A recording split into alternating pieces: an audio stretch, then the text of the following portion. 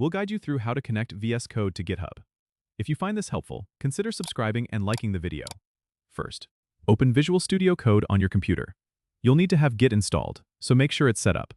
Once VS Code is open, go to the Extensions view by clicking on the square icon on the sidebar and search for GitHub pull requests and issues.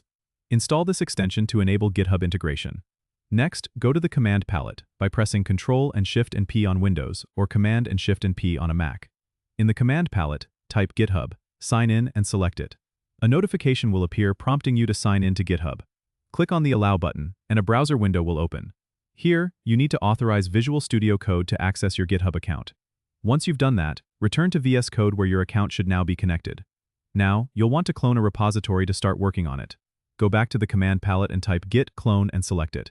Enter the URL of the GitHub repository you want to clone and choose a folder on your computer where you want to save it.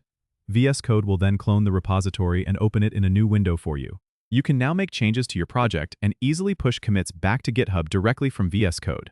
To commit changes, make sure to stage your changes by clicking on the source control icon in the sidebar. You'll see a list of changes you've made. Click the plus icon next to the files you want to stage them.